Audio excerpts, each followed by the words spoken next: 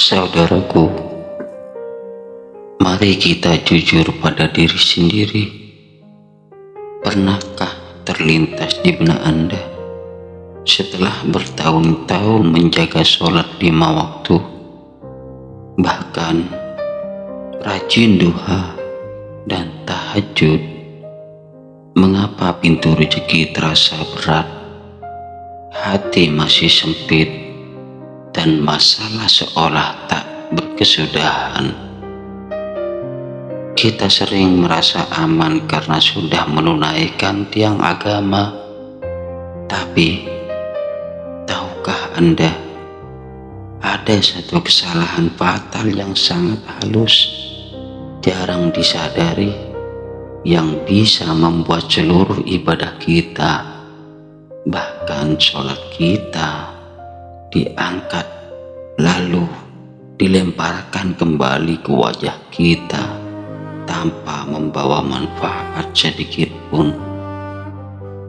Kesalahan ini bukan tentang rukun dan syarat, melainkan tentang kualitas interaksi hati kita dengan Sang Pencipta. Jika sholat tidak mampu mencegah kita dari perbuatan keji dan mungkar, dan tidak menjadi penolong sejati dunia dan akhirat, ada yang salah dengan fondasinya. Apakah kita hanya sekedar menggugurkan kewajiban tanpa menyerahkan jiwa? Jawabannya ada di kedalaman hati yang harus segera kita periksa sebelum terlambat. Assalamualaikum warahmatullahi wabarakatuh. Sahabat beriman yang dirahmati Allah, semoga kita semua senantiasa dalam lindungannya dan kasih sayangnya.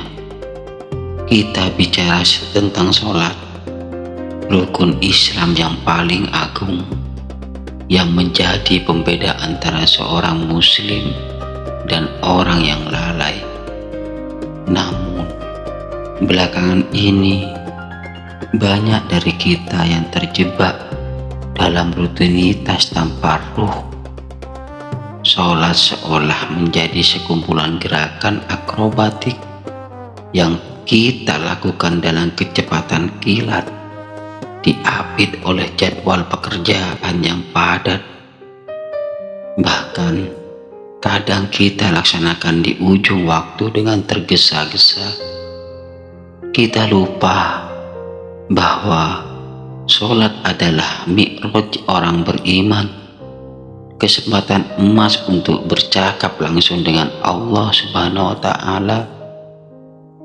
Jika kita saja terburu-buru saat menghadap atasan di kantor, lantas mengapa saat menghadap raja di raja yang menguasai langit dan bumi, kita malah mempercepat langkah, ingin cepat selesai dan ingin segera kembali pada kesibukan duniawi?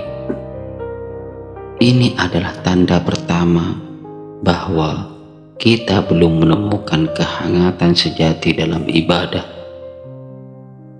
Kekeliruan terbesar yang seringkali luput dari pengawasan kita adalah penyakit hati yang sangat kronis dan mematikan, yaitu riya dan ujub. Riya adalah saat kita sholat untuk dilihat orang lain, atau minimal agar orang tahu kita adalah ahli ibadah. Ujub adalah ketika kita merasa bangga dan lebih baik dari orang lain karena kita merasa sholat kita sudah paling sempurna, paling lama, atau paling khusyuk. Saudaraku, ibadah yang bercampur dengan riya bagaikan debu yang berterbangan angin kencang. Saudaraku, ibadah yang bercampur dengan riya bagaikan debu yang diterbangkan angin kencang. Ia tampak banyak, tetapi tidak memiliki bobot sedikit pun di hadapan Allah. Sholat yang bertujuan mencari pujian manusia atau kepuasan diri sendiri secara terselubung sejatinya telah membatalkan keikhlasan. Dan tanpa keikhlasan, amalan kita hanyalah gerakan fisik belaka, kering tanpa pahala, bahkan bisa mengundang murkanya. Kita perlu mengikis kerak-kerak keangkuhan itu dari lubuk hati kita. Mari kita jujur lagi.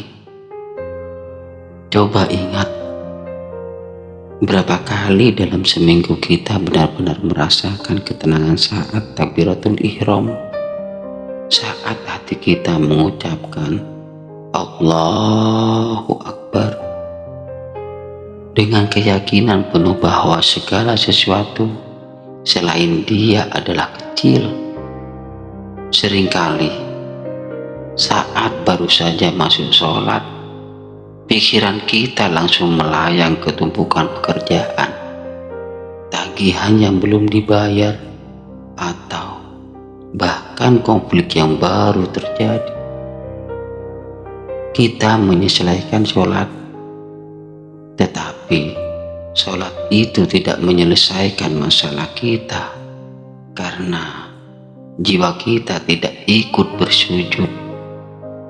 Setan sangat pintar mencuri khusyuk kita.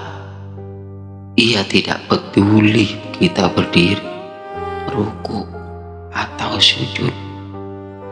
Yang ia inginkan adalah kita keluar dari sholat tanpa merasakan kehadiran Allah. Hanya sekedar formalitas yang kosong. Padahal Allah tidak butuh gerakan kita. Dia hanya butuh kejujuran hati dan fokus kita selama beberapa menit saja dalam sehari. Kesalahan kedua yang paling berbahaya adalah ketiadaan tumakninah, yaitu ketenangan dan jeda saat melakukan setiap gerakan sholat. Sering kita lihat ada saudara kita yang ruku dan bangkit secepat kilat, sujud dan duduk di antara dua sujud seperti ayam mematuk makanan. Kita melupakan sabda Rasulullah Sallallahu Alaihi Wasallam yang sangat tegas mengenai pentingnya tumakninah. Bahkan beliau menyebut sholat yang dilakukan tanpa tumakninah sebagai pencuri terburuk, karena mencuri hak Allah dan mencuri hak dirinya sendiri dari pahala. Tumakninah bukan sekedar jeda fisik, tetapi jeda spiritual, memberi waktu bagi ruh untuk menyerap makna zikir yang kita ucapkan. Bagaimana mungkin sholat kita datang menolong? Bagaimana mungkin sholat kita dapat menolong jika kita sendiri tidak menghargai waktu dan kualitas ibadah yang kita persembahkan kepada Sang Khalik? Ini adalah masalah mendasar yang harus kita perbaiki segera, perlahan namun pasti. Sholat seharusnya menjadi rem, kontrol, dan penawar bagi segala kekejian dan kemungkaran.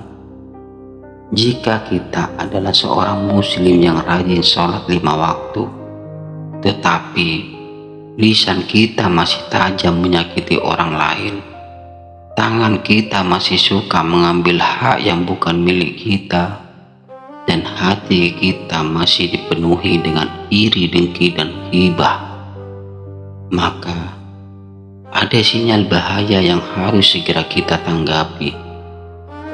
Firman Allah sudah jelas menyatakan bahwa Sholat yang benar akan mencegah dari perbuatan keji dan mungkar. Jika sholat kita tidak memiliki daya pencegah itu artinya sholat kita belum terhubung sepenuhnya dengan sumber kekuatan. Sholat yang diterima adalah sholat yang mengubah perilaku dan akhlak kita di luar sejadah. Jika ibadah kita hanya berhenti di batas sejadah, maka ia tidak akan mampu mengangkat derajat kita di hadapan Allah Subhanahu wa Ta'ala. Penting untuk kita sadari bahwa sholat vertikal kita adalah hablum minallah. Sholat vertikal kita adalah hablum minallah.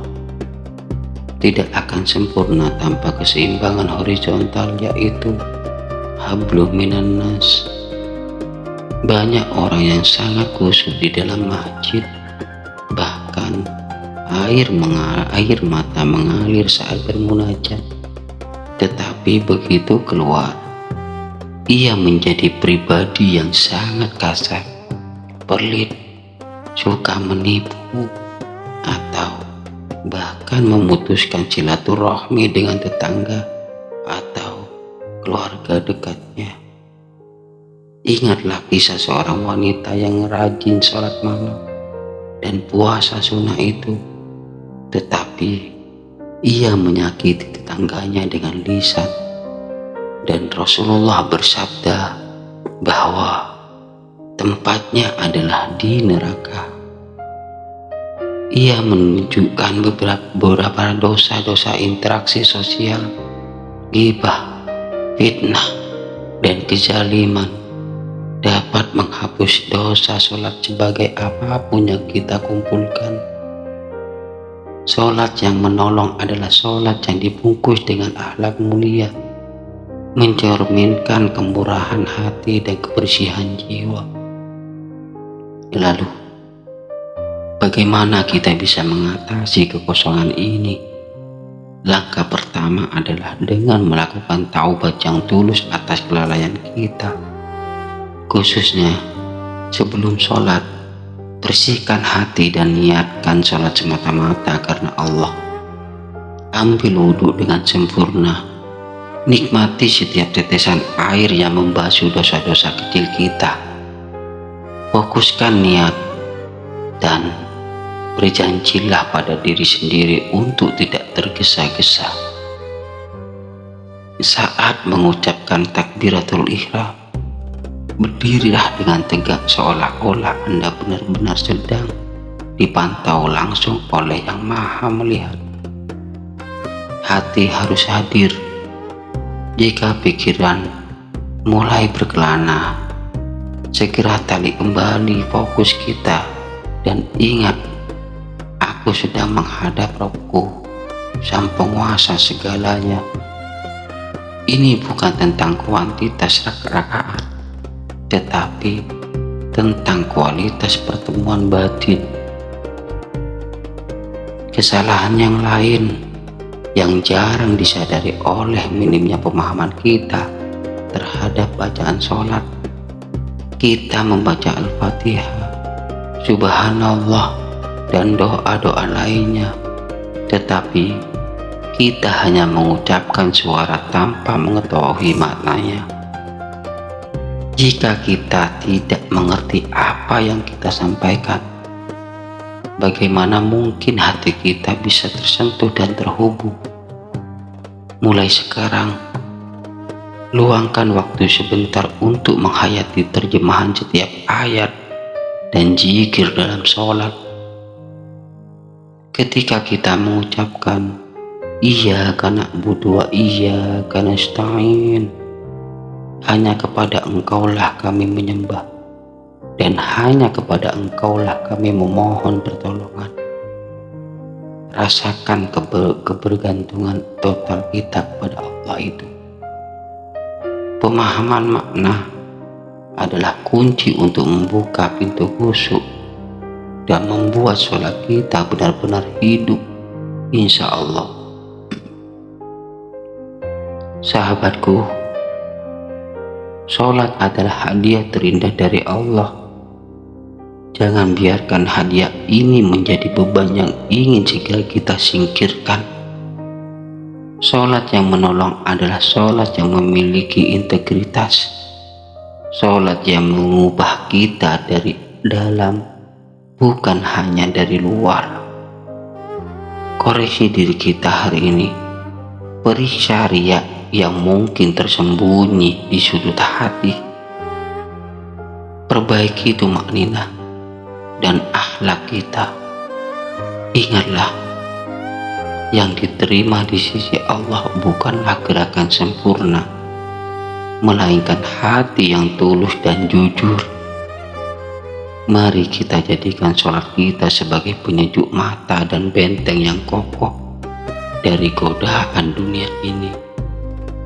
Semoga Allah Subhanahu wa Ta'ala menerima setiap sujud dan doa kita, dan menjadikan sholat kita sebagai cahaya di alam kubur dan penolong kita di hari kiamat. Amin. Amin ya Rabbal Alamin. Mari berbagi tausiah ini di konten Apa Kata Ustadz, agar semakin banyak saudara kita yang tercerahkan.